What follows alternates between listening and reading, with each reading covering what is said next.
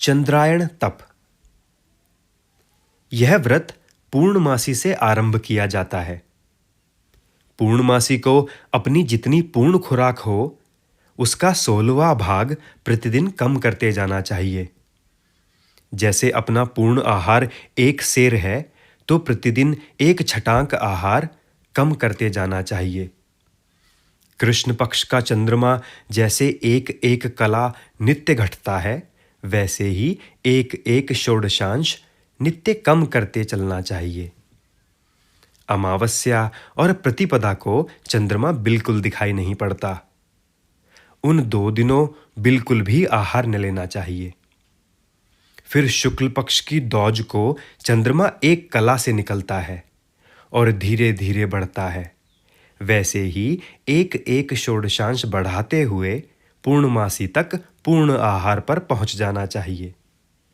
1 मास में आहार विहार का संयम, स्वाध्याय, सत्संग में प्रवृत्ति, सात्विक जीवनचर्या तथा गायत्री साधना में उत्साहपूर्वक संलग्न रहना चाहिए।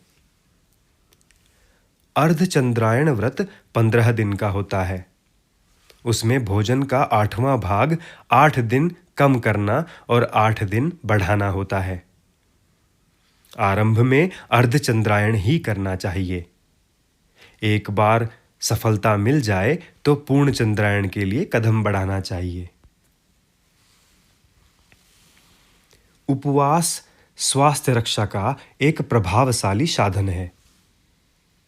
मनुष्य से खान पान में जो त्रुटियां स्वभाव या परिस्थितिवश होती रहती हैं उनसे शरीर में दूषित या विजातीय तत्व की वृद्धि हो जाती है। उपवास काल में जब पेट खाली रहता है तो जठराग्नि उन दोषों को पचाने लगती हैं।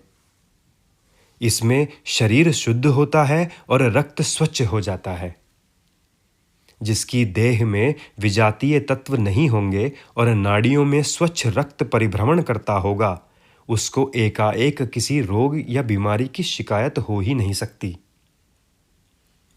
इसीलिए स्वास्थ्यकामी पुरुष के लिए उपवास बहुत बड़े सहायक बंधु के समान है।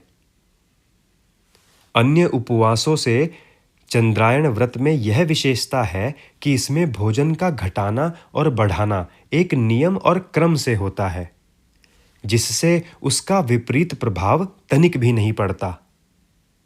अन्य लंबे उपवासों में जिनमें भोजन को लगातार 10-15 दिन के लिए छोड़ दिया जाता है, उपवास को खत्म करते समय बड़ी सावधानी रखनी पड़ती है और अधिकांश व्यक्ति उस समय अधिक मात्रा में अनुपयुक्त आहार कर लेने से कठिन रोगों के शिकार हो जाते हैं। यह चंद्रायण व्रत में बिल्कुल नहीं होता।